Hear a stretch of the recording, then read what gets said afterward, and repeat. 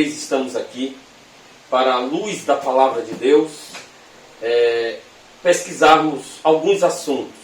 O de hoje vai ser sistema de governo. Mas antes, vamos pedir a direção de Deus. Vamos orar. Grandioso Deus, muito obrigado, Senhor, por esse momento, pelos momentos que vamos passar aqui, para estudar um pouco da Tua Palavra. E Teu Espírito Santo venha nos ensinar, e não somente nos ensinar, colocar no nosso coração o desejo de fazer a Tua vontade. Em nome de Jesus, amém. Queridos, estamos para desenvolver esse assunto, nós temos aqui um convidado muito especial, né? É o nosso amigo Rogério, né? O Rogério tem se dedicado a estudar alguns assuntos à luz da Palavra de Deus, e nesse momento estamos com ele aqui, e aí eu já faço uma pergunta. Rogério, o povo quer saber, né? Deus tem um sistema de governo? Qual é esse sistema de governo? Nos fala aí, homem de Deus. Olá, tudo bem? Sejam bem-vindos a este canal que tem se dedicado em propagar mais a Palavra de Deus. E nesses momentos em que a nossa percepção e nós estamos sendo levados a pensar mais em Deus por conta dos últimos acontecimentos, da pandemia, mas também pessoas que, bem antes dessa pandemia, vêm se preocupando também com o estudo da Palavra de Deus, a descoberta de verdades. Eu parabenizo essas pessoas e também, como um objetivo desse canal, é aguçar a curiosidade, o entendimento das pessoas para conhecer mais sobre a Palavra de Deus, sobre assuntos. Muito bem. República ou soberania, está aí o tema de vocês, o tema que vocês estão vendo agora. São dois sistemas de governo. Eu queria chamar a atenção para esses dois sistemas, porque nós já vivemos, pelo menos aqui no Brasil, nós já vivemos. Nós conhecemos só pelos livros de história e há duas vertentes de histórias, uma que defende, por exemplo, a monarquia, outra que defende a república, que coloca a monarquia como tendo sido ruim para o Brasil, mas deixemos de lado o Brasil nesse momento e eu queria analisar um pouco sobre Deus, né? O sistema que ele usa, o sistema que ele adotou e que ele quer adotar num futuro próximo, que nós entendemos e nós almejamos e esperamos, que é viver na nova terra sob este sistema de governo divino, né? A República, pelo que eu conheço, eu não conheço muito de história, mas pelo que eu busco na memória dos tempos de estudos secundários, eu estudei história antiga e medieval, e pelo que eu pude perceber, República foi fomentada mais no período do Império Romano, né? Os senadores e houve toda uma arregimentação para que esse sistema de governo viesse à tona e os imperadores fossem derrubados. Houve imperadores também interessados em colocar a república como um sistema de governo. E eu queria analisar um pouco sobre a república atual que nós conhecemos, né? A república, ela traz a democracia, né? Chamada democracia pelo que nós conhecemos de agora.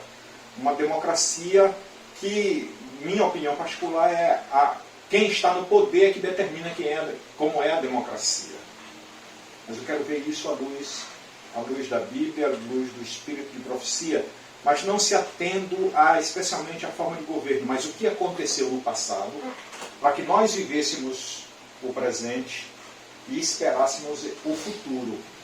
O passado, onde no céu e o universo era uma harmonia, e houve um rompimento dessa harmonia, e um novo sistema de governo foi apresentado, para que os seres que Deus criou escolhessem o que eles queriam, em especial o do planeta Terra.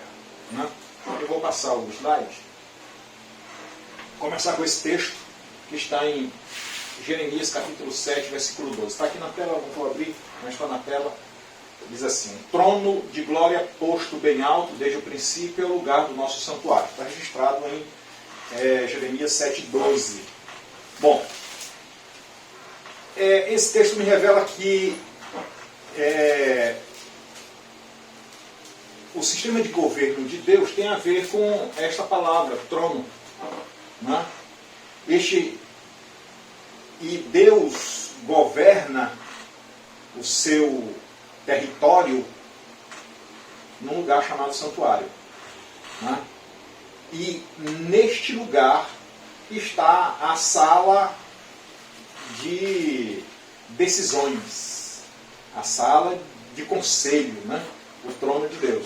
É um lugar santo, como já disse lá, é um lugar de glória, e se é um lugar de glória, eu entendo que deste lugar emana poder, e este poder é desejado. E esse poder foi desejado. Enquanto o trono de Deus está no santuário, ele foi desejado sim. E alguém desafiou o trono. Olha esse texto de Isaías capítulo 14, versículo 12 a 14.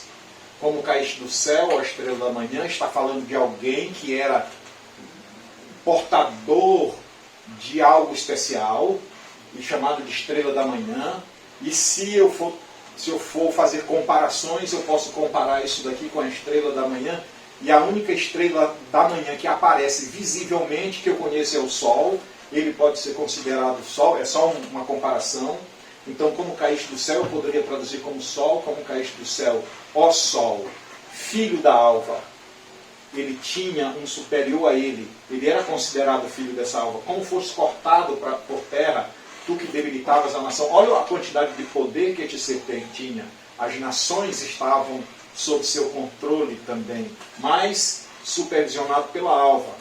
Então ele dizia no coração: isso encheu, e isso aqui para mim parece ser um sonho, uma meta. E ele diz: eu subirei ao céu, uma promessa. Acima das estrelas de Deus exaltarei o meu trono. Como estrela superior, quero ser superior mais ainda. No monte da congregação me assentarei, no trono aos lados do norte. Subirei sobre as alturas das nuvens e serei semelhante ao Altíssimo. O trono foi desafiado. Alguém desejou ser como Deus. Esse sistema de governo foi desafiado. Se ele é desafiado, ele é posto em dúvida de que ele seja o melhor governo, o melhor sistema. E com esse desafio, no mínimo, o desafiante teria uma contraproposta de sistema de governo para poder implementar e trazer a satisfação dos súditos. Não é? Bom, isto a Bíblia nos revela. Eu quero ler esse texto do Espírito de Profecia, está registrado no livro História da Redenção, página 14 e 15. Diz assim: todos nós entendemos que Isaías capítulo 14, versículo 12 a 14, está se tratando de Lúcifer, de Satanás. Nós entendemos também que houve uma guerra no céu, e aqui está descrito como foi o estopim desta guerra, né? Como foi a espoleta, né? Ativou a espoleta e espalhou para que a explosão acontecesse. Aqui narra de forma bem didática, eu entendo bem didaticamente isso aqui, e o texto diz assim: Lúcifer estava invejoso e enciumado. São dois sentimentos perigosíssimos, principalmente em um governo: inveja e ciúme. Ele ficou invejoso e enciumado de Jesus Cristo, Mas por quê? Por que ele ficou enciumado de Jesus Cristo? É que o texto narra agora. Todavia, todos os anjos se curvaram ante Jesus, reconhecendo sua supremacia, alta autoridade e direito de governar. O trono parece que estava sendo passado para Jesus e Lúcifer ficou invejoso e enciumado. Esta inveja, este ciúme, produz dentro do ser humano armas para atacar o seu oponente.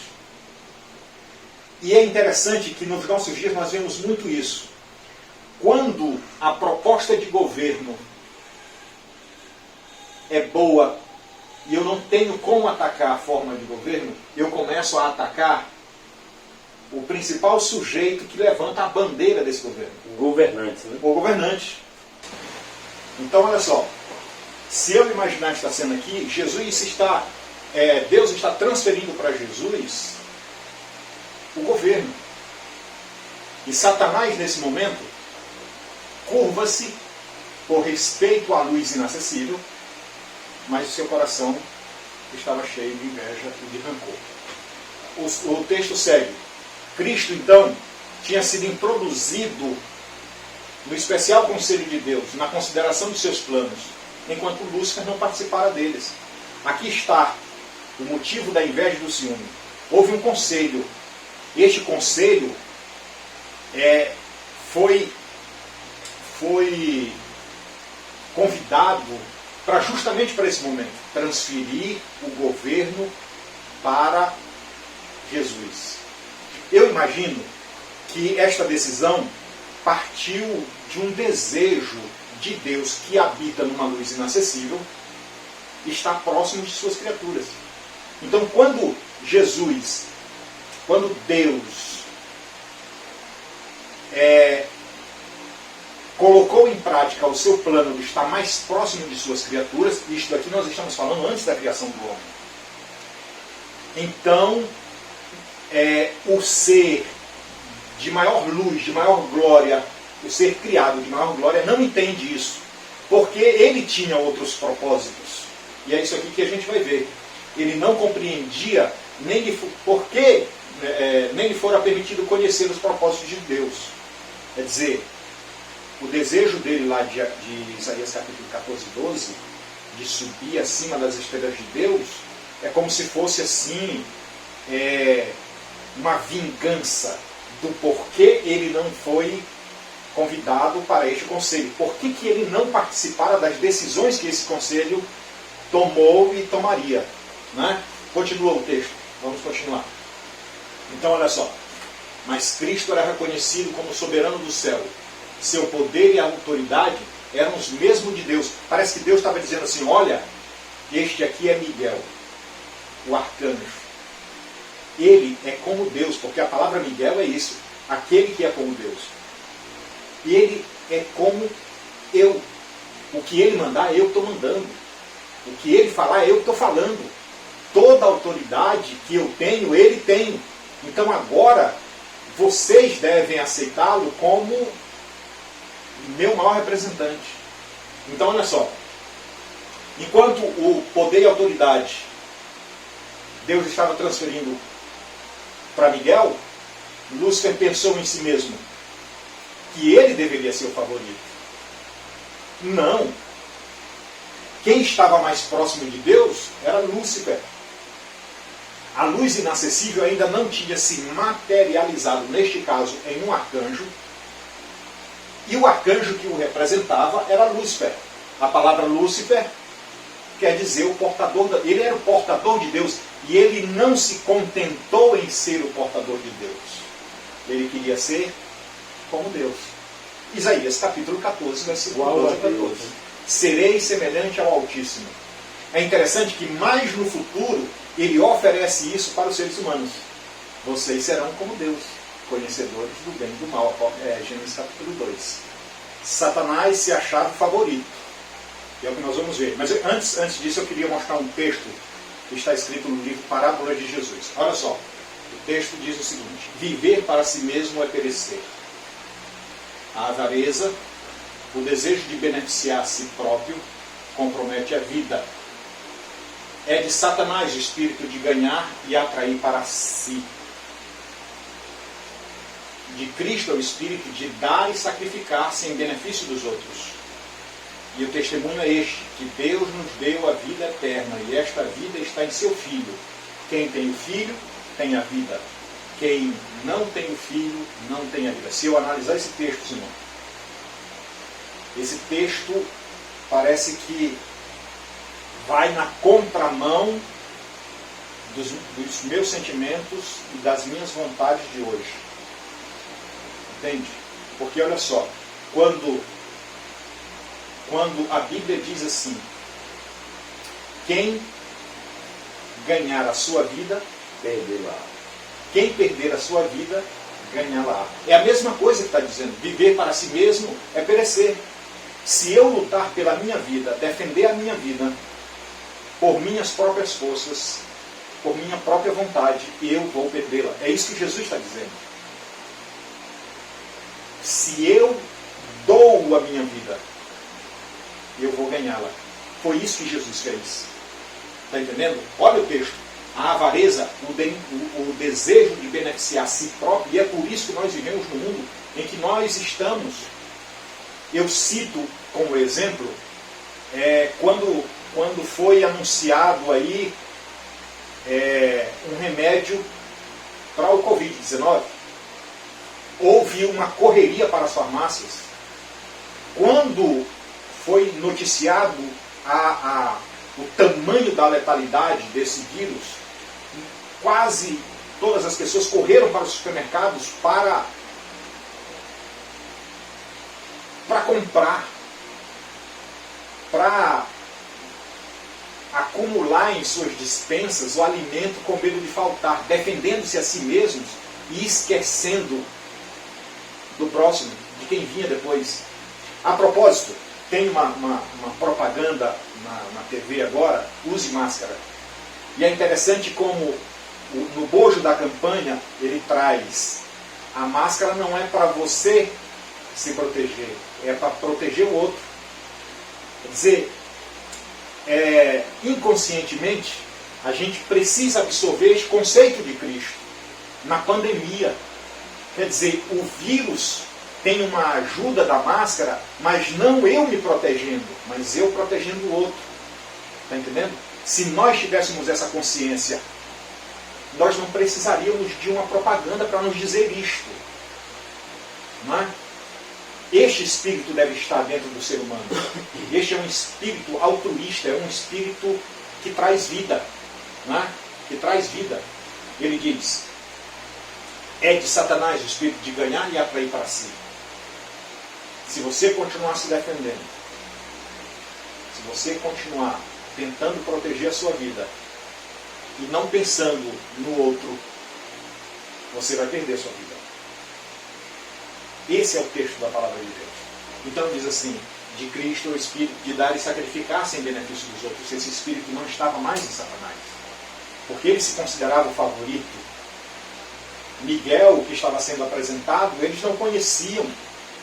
Satanás não conhecia e nem fazia questão de conhecê-lo, porque ao ele ser apresentado, dentro do seu coração, ele já começava a bolar planos para que os outros anjos não o aceitassem. Eu vou voltar lá no texto. Ele se sentia favorito entre os anjos no céu. Tinha sido grandemente exaltado, mas isto não despertou nele louvor e nem gratidão por seu Criador. Ele achava que ele era que deveria ser honrado nesse momento. Então vamos continuar o texto. Olha lá. Aspirava à altura do próprio Deus. Serei semelhante ao Altíssimo. Gloriava-se da sua altivez. Eu não sou aquele que estava mais próximo da luz inacessível. Não sou eu que passeio entre os mundos. Não sou eu que passeio, não sou eu que dou ordem aos anjos. Olha, sabia que era honrado pelos anjos.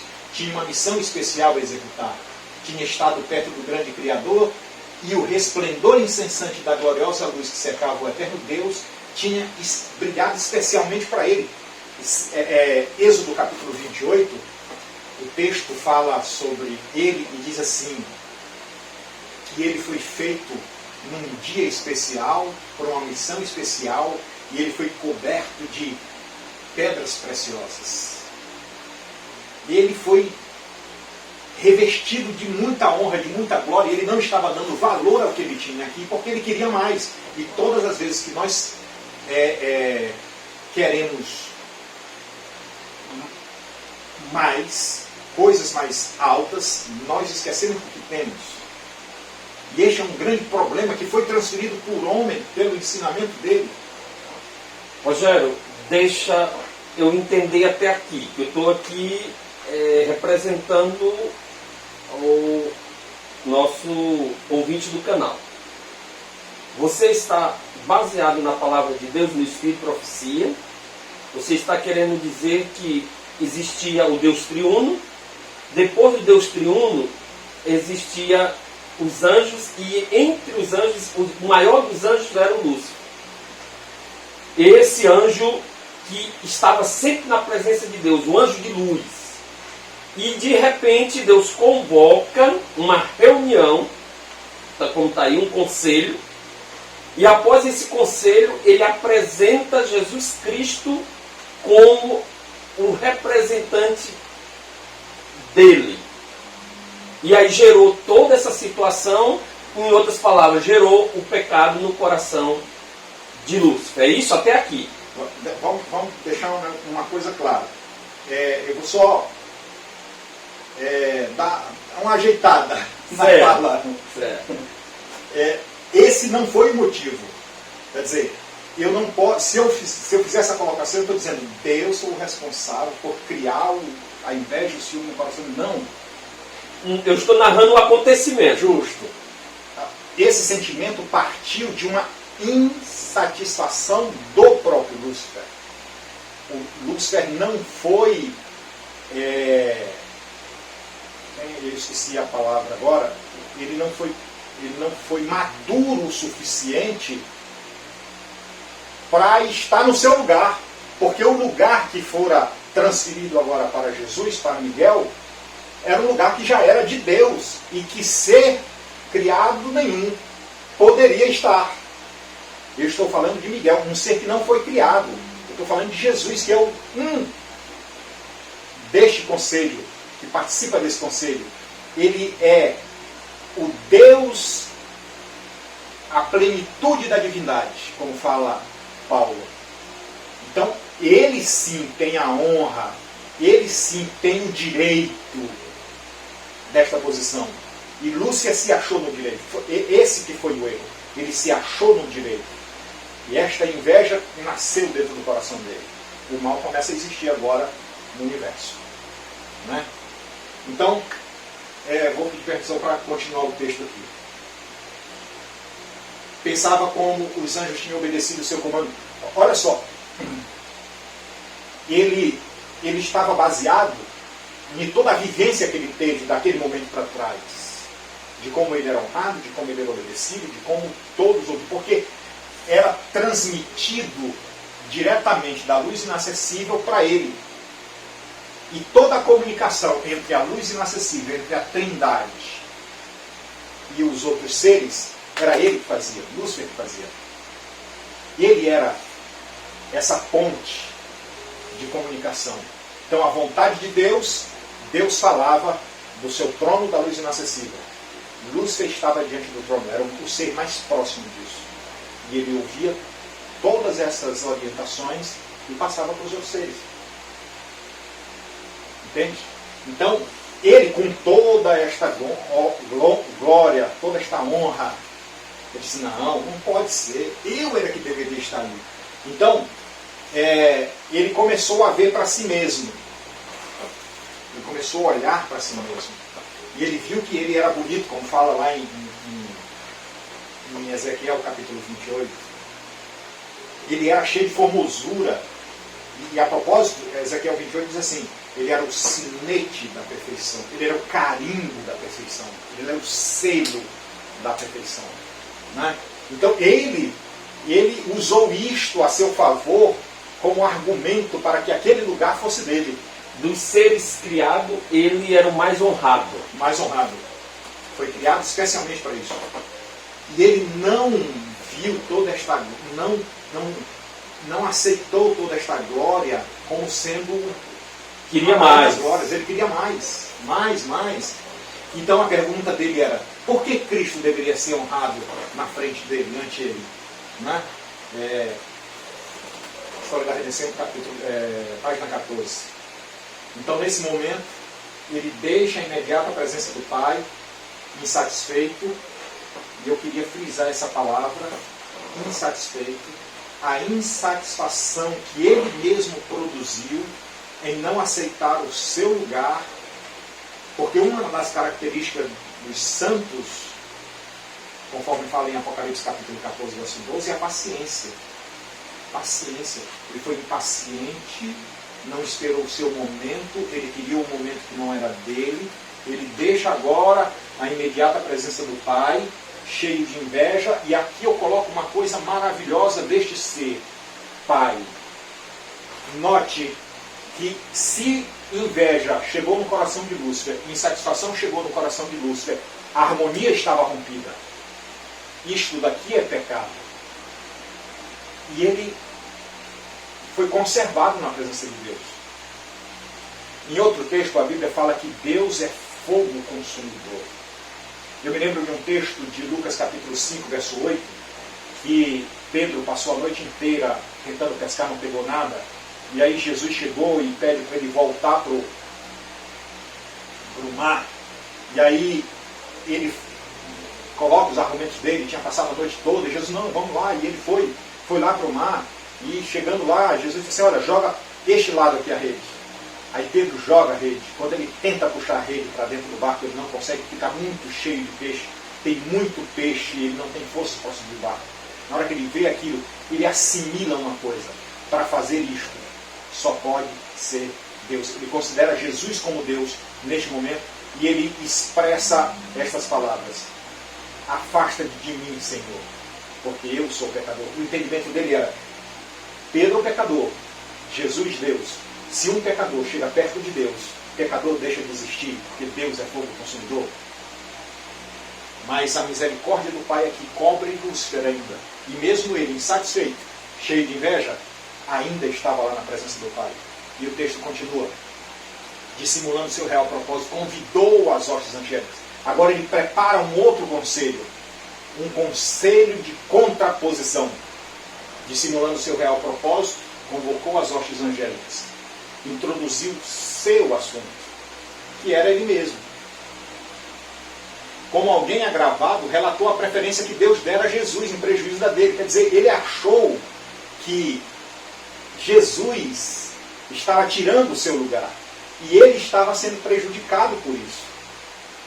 Não é? É aqui que me dá mais luz sobre o sistema de governo. O que Satanás acaba de inventar no universo foi isso. Porque olha só, vamos ler um texto bíblico, está em Mateus capítulo 16, versículo 24. Diz assim: então Jesus disse aos seus discípulos: se alguém quiser acompanhar-me, negue-se a si mesmo, tome a sua cruz e me siga. Eu vou ler de novo esse texto. Então o texto diz assim: então Jesus disse: se alguém quiser vir após mim, negue-se a si mesmo, tome a sua cruz e siga-me. Olha só o que esse texto quer dizer. Ele começa com uma condição. Se tem uma condição, eu não sou obrigado a aceitar a sugestão de quem está me propondo. Eu tenho a opção de não aceitar. Não é? Então ele diz assim: se alguém quiser, ele mexe com a minha vontade. Então ele diz assim: se é a tua vontade, então tem condições. Se você não quiser, se não é a sua vontade, não tem problema.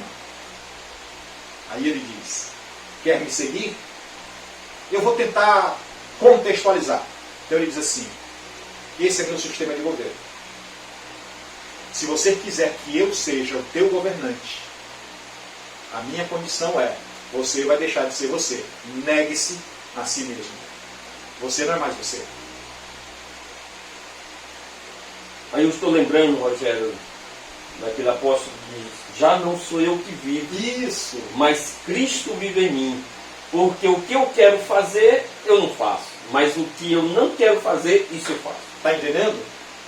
A Bíblia se completa. Então encaixa muito bem, propositadamente, esse texto. É isso que Jesus quer dizer. Você quer ser meu súdito? Então não é você mais que vai viver. Paulo entendeu isso. E Paulo se transformou em um súdito leal deste governo. Paulo diz, logo não sou mais eu quem vive. Por quê? Porque quando ele me ofereceu essa proposta, eu me neguei. Eu deixei de ser Saulo e passei a ser Paulo. Há uma diferença. Há um ponto em que essas duas posições se separam. Então, a partir daqui, eu me neguei.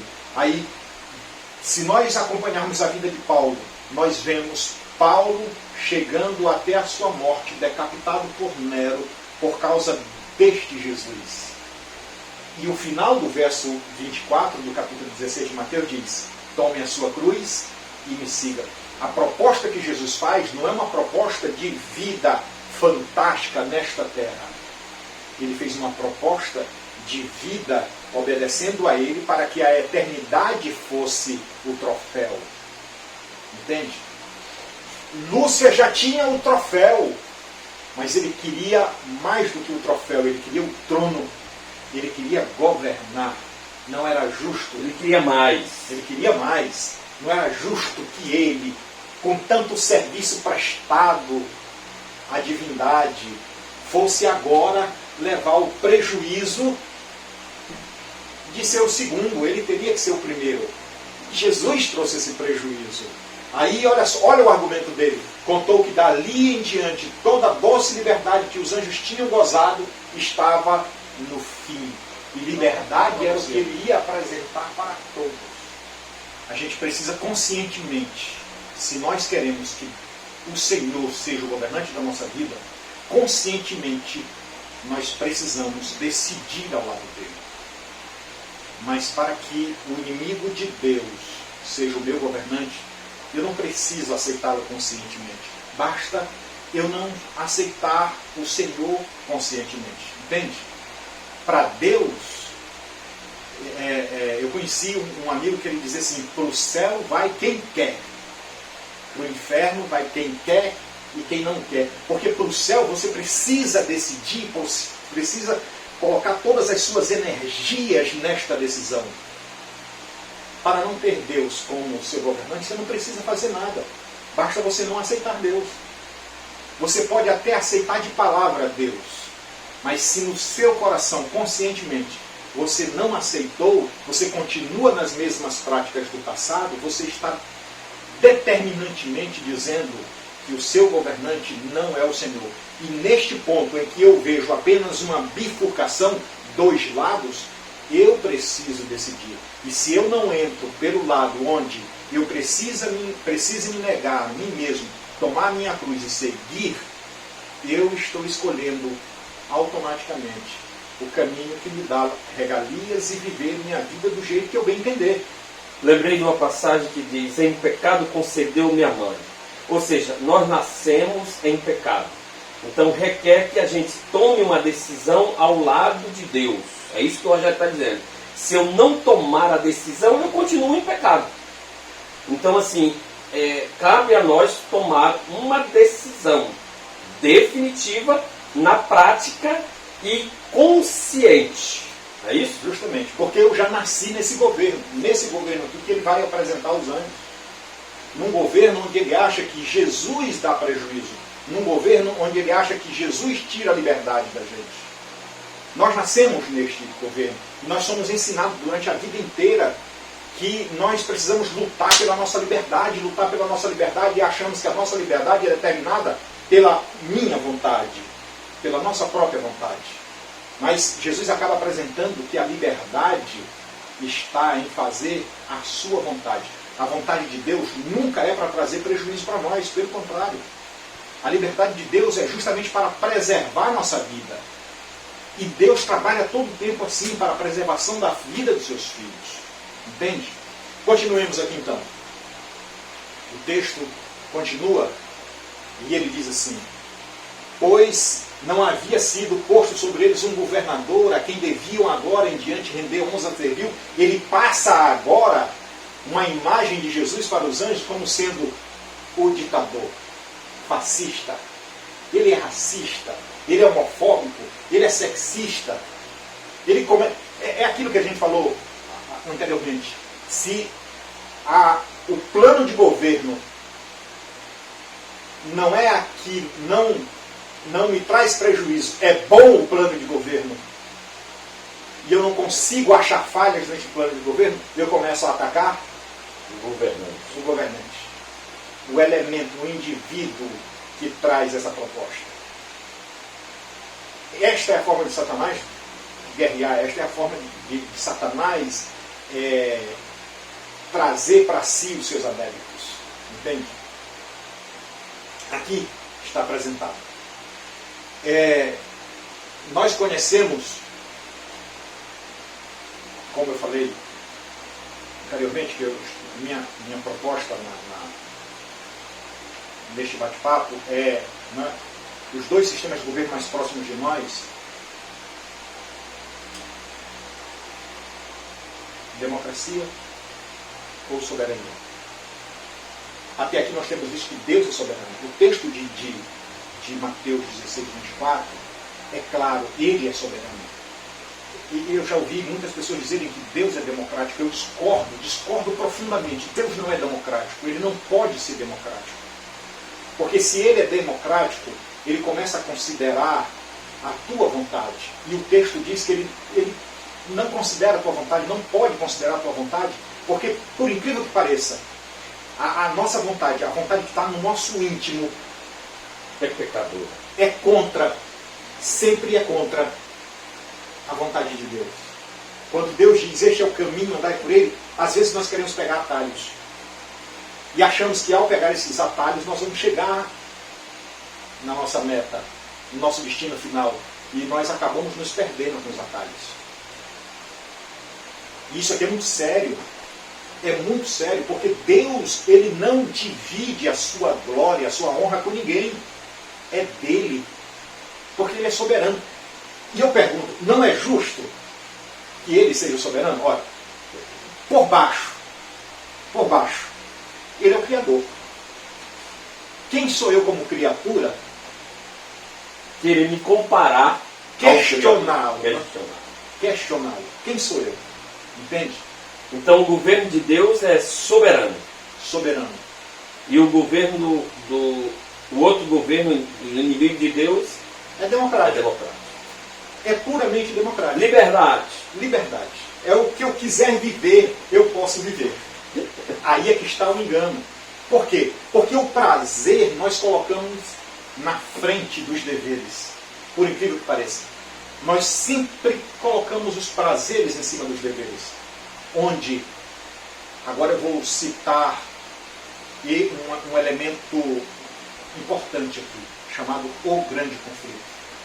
Nós estamos, desde que nós nos entendemos por gente, desde que mundo é mundo e aconteceu isto aqui no céu, nós estamos numa grande guerra entre Miguel e seus anjos e o dragão e seus anjos. Entende? E esta guerra, ela é tão real que vidas estão ceifadas em consequência desta guerra e são creditadas estas mortes para Deus, quando na realidade estas mortes só partem de um ser. E este aqui que tenta desafiar Deus, que desafia a Deus. E ele tenta colocar na conta de Deus tudo de ruim, tudo de mal que acontece conosco, com seres humanos. Isso tu está querendo me dizer, baseado na palavra de Deus no ensino de profecia, que essa guerra não é só do planeta Terra, é uma guerra cósmica. Sim. Que começou no céu. Sim, começou no céu. Nesse episódio aí que você está descrevendo. Justamente. E esta guerra, para não infectar muito mais o universo, ela foi transferida, compactada em um planeta, nesta Terra. Eu cito para corroborar, Gênesis capítulo 2, versículo 15. Olha só, eu vou citar, está escrito na Bíblia, para a gente ganhar tempo. Diz assim: e Deus pôs o homem no jardim do Éden para o cultivar e o guardar. A minha questão é, guardar de quê? Havia necessidade de guardar? Parafraseando, eu gosto de dizer que Deus coloca aqui diante do homem duas profissões inerentes a ele: cultivo, lavrador. Primeira profissão do homem. A segunda, e não menos importante, vigia. Guarda. Guardar de quê? Guardar de alguém que estava querendo o planeta. E infelizmente, a gente conhece a história bíblica, a gente sabe que ele abriu mão e Satanás acaba tendo o direito do planeta. Mas antes disso, não vamos nos adiantar, vamos concluir aqui. Então ele reúne esse conselho, declarou que tinha reunido para assegurar que ele não mais se submeteria à invasão dos seus direitos e nem dos anjos, que nunca mais ele se prostraria ante Cristo, que assumiria a honra que lhe era devido, que era devido ter sido conferida, e que seria o comandante de todos aqueles que se submetessem a segui-lo e obedecer a sua voz. Ele começa agora uma rebelião. Vamos tomar o trono. Eu vou ser o rei de vocês. E eu prometo a vocês que eu vou dar a liberdade que vocês querem. Tudo que vocês quiserem, o melhor para vocês, eu tenho. E se eu colocar isso daqui num prisma, num ponto de vista político, eu estou vendo aqui um candidato te oferecendo tudo o que tu quer. E que não pode dar nada disso que está prometendo. Justamente. Ele oferece, mas ele não tem segurança. Mas ele não precisa dizer que ele não tem a segurança que vai te dar aquilo que tu quer. Mas ele, com uma das armas que é dele mesmo e que ele inventou, que chama engano. E aqui, o Apocalipse fala que ele conseguiu com essa arma enganar, arrebanhar um um terço dos anjos do céu. Muitos anjos. Uma terça parte dos anjos. De cada 100 anjos, 33 foram com ele. Note que nós estamos analisando o que aconteceu no céu. Logo, o governo que estava sendo desafiado aqui era um governo puro, íntegro, soberano, sem mancha, sem problema nenhum, um governo que satisfazia a todos, um governo que era, vou usar essa palavra, impecável. E né? E esta oposição foi desleal. Né? Essa oposição não tinha lógica a ter. Está entendendo? E daqui parte um conceito. E que hoje está dilacerado. E por incrível que pareça, tem tomado muito fôlego. É por isso, Rogério, que se diz que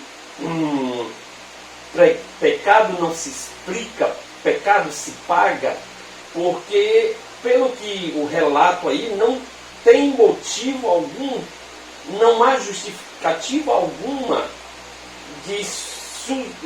do anjo de luz sair com essa situação que não tem motivo algum. Né?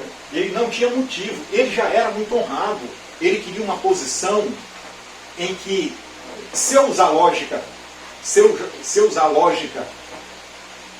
ele nunca deveria ter passado na cabeça dele, ao menos desejar. Porque é ser Deus. Ser eterno. Ora, o conceito de eternidade,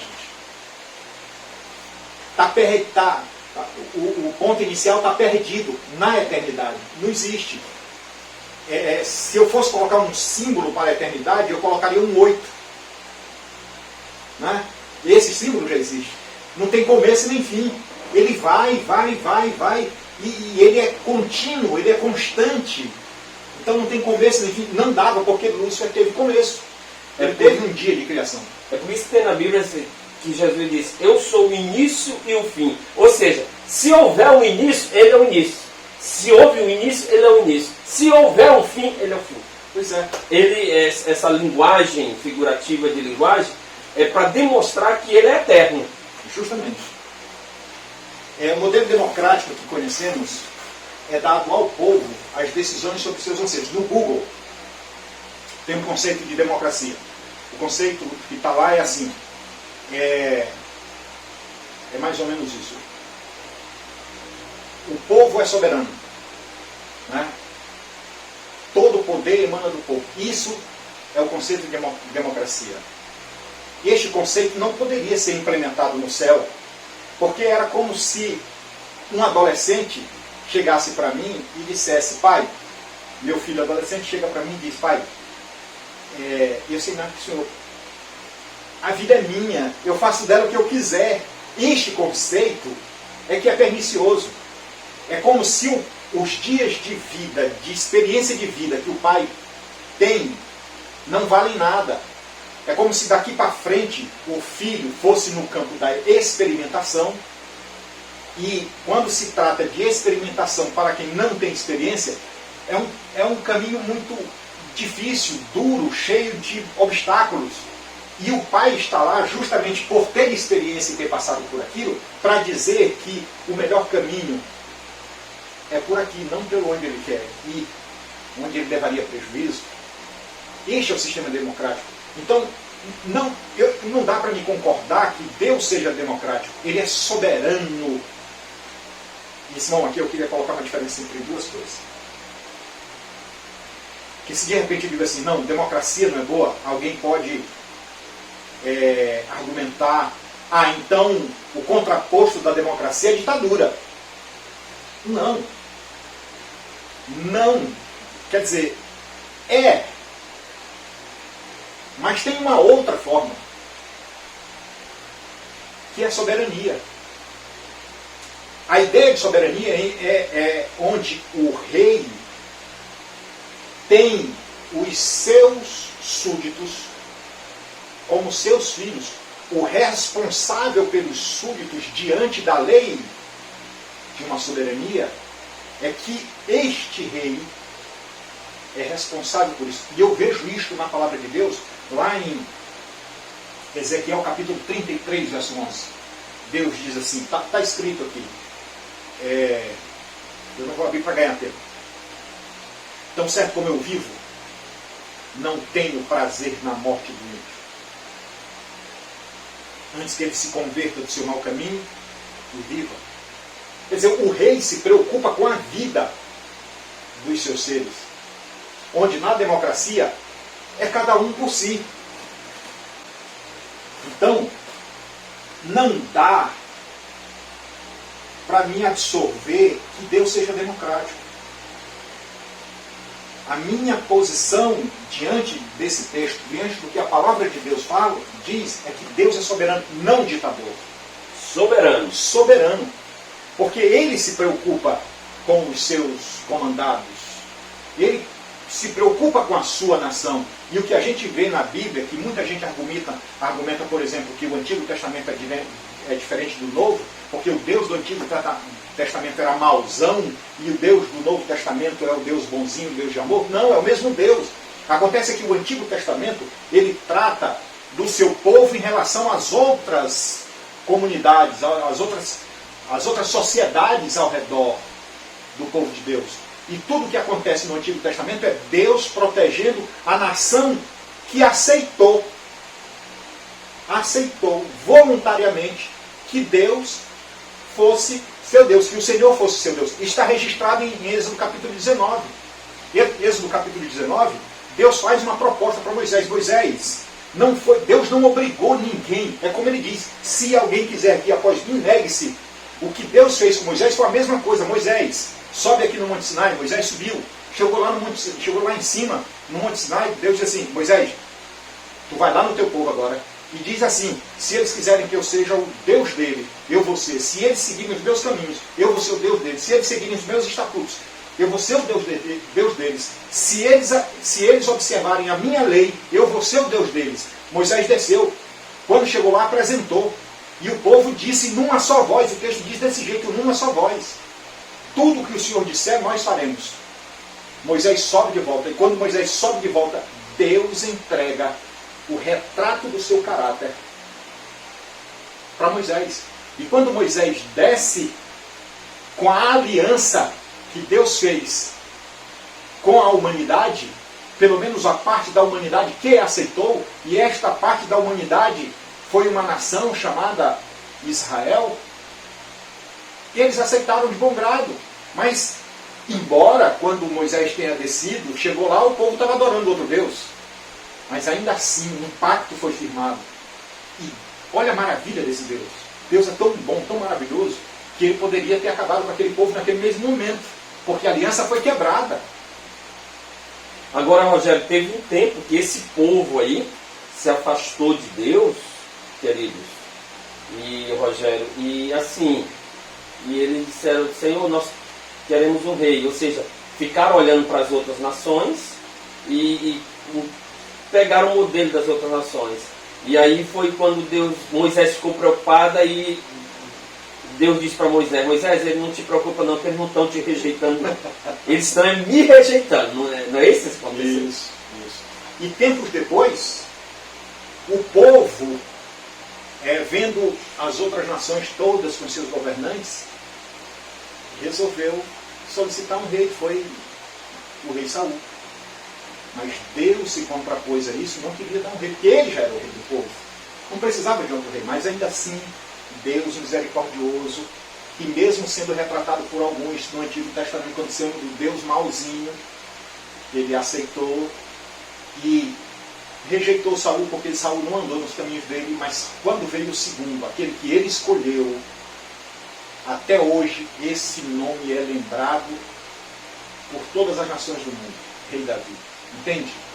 Quando nós temos Deus como soberano, este Deus, mesmo do Antigo Testamento, que é o mesmo do Novo Testamento, ele cuida dos seus filhos. Cuida dos seus filhos.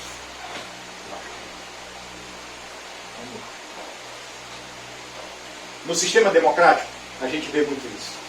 Polarização. Há uma ala radical. A gente vê o que as pessoas acham do politicamente correto. E o incrível é que o politicamente correto nasce de adolescentes, de pessoas insatisfeitas que acham que sabem mais do que as leis que são colocadas. Então as leis são mudadas. Quanto menos nós observamos a lei de Deus, dos 10 mandamentos, quanto mais precisamos fazer outras leis.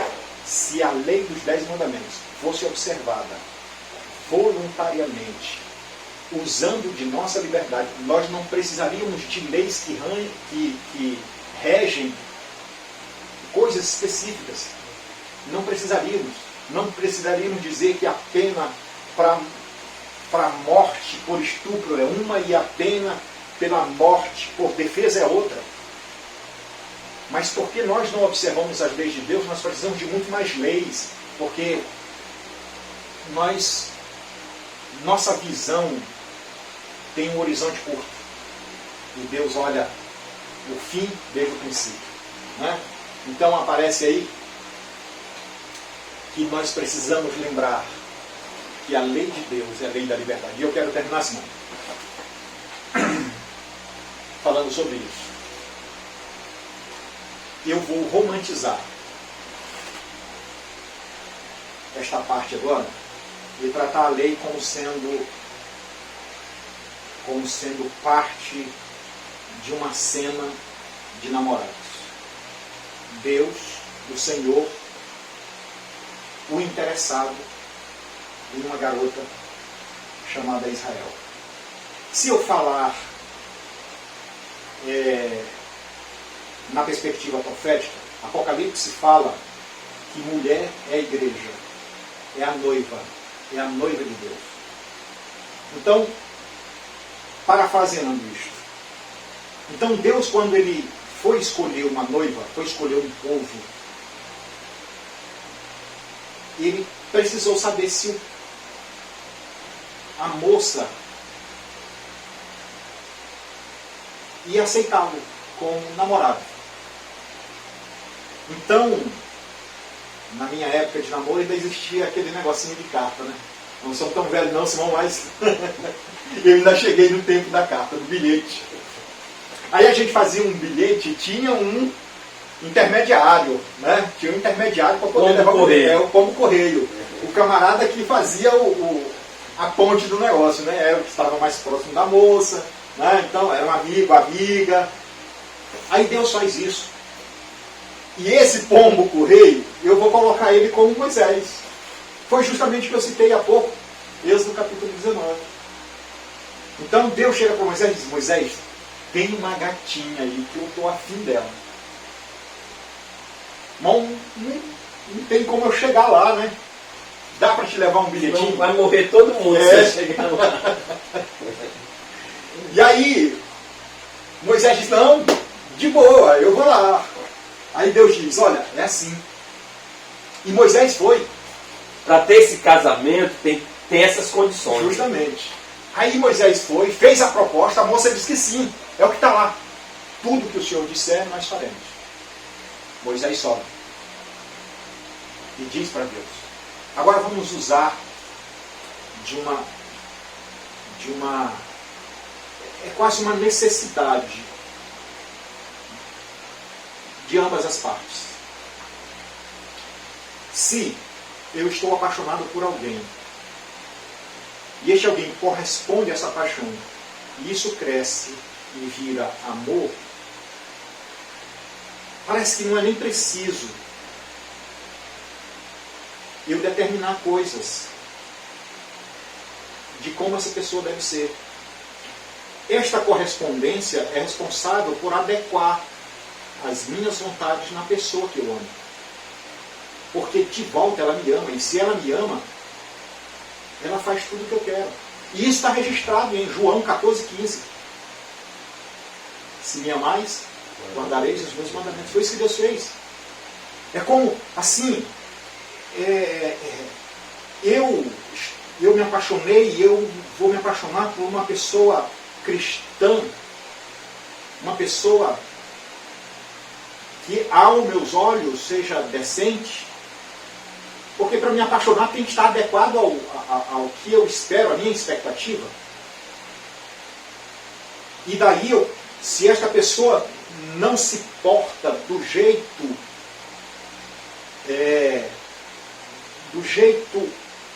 do meu conceito de decência, e eu quero continuar isto, eu digo para ela: olha, eu não queria que você se vestisse dessa maneira, se vista dessa. É só um exemplo. Eu não queria que você falasse assim, fale assim. Eu queria que você falasse mais refinadamente. As duas pessoas vão se entendendo e vão se completando com essas coisas, né? Eu lembro de uma experiência de uma moça que casou com um rapaz e ela gostava muito de linguiça. E quando ela ia fritar a linguiça, ela cortava as duas pontas da linguiça e fritava só o meio e jogava fora as pontas. E isso por anos. E o marido olhava aquele negócio e ficava se perguntando: mas por que ela corta as pontas? Aí um dia ele tomou coragem e perguntou para ela: amor, por que você corta as pontas da linguiça? Frita só o meio da linguiça? Disse: não, é porque lá na casa da minha mãe ela só fritava desse jeito. E ele foi atrás, curiosamente, para descobrir isso, né? Quando um dia na casa da sogra, ele perguntou: minha sogra, por que vocês só comem o miolo da linguiça e não as pontas? Aí a sogra disse: não, meu filho, é porque quando eu casei, nós só tínhamos 2 panelas, e uma delas era a frigideira, e a frigideira era pequena. E a linguiça não cabia na frigideira. Então eu cortava as pontas e cabia só o miolo.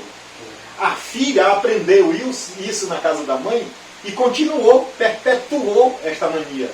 E quando nós casamos, nós absorvemos a mania do cônjuge. Isso é natural. Você percebe isso. Até a maneira de falar, o palavreado, a maneira de se portar dentro de casa, de comer, de beber.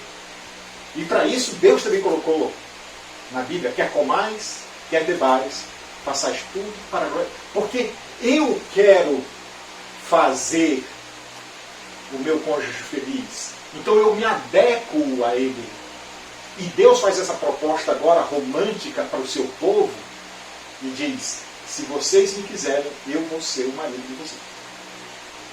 Se vocês aceitarem, eu vou proteger vocês, porque isto é responsabilidade do marido. Eu vou prover tudo para vocês. Eu vou sustentar vocês até o dia do casamento. Mas antes do casamento, Simão, deve haver o noivado. E ele veio noivar. Não existe noivado sem o noivo estar presente. E o noivo veio. E quando o noivo chegou, a sua noiva o traiu e o matou. Mas ele ainda assim é fiel. E continuou fiel. E disse: vocês precisam aceitar o meu sistema de governo. Voltou para o céu e fez uma promessa: que um dia ia voltar para que o casamento fosse realizado.